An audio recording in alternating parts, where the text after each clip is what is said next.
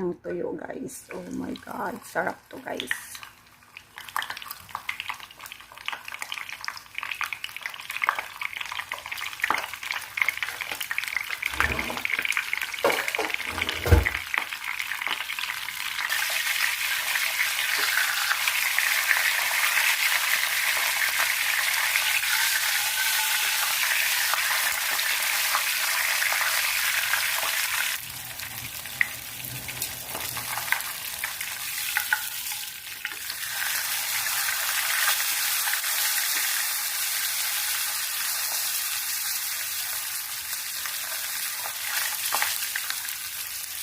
Sarap to sa kain, guys.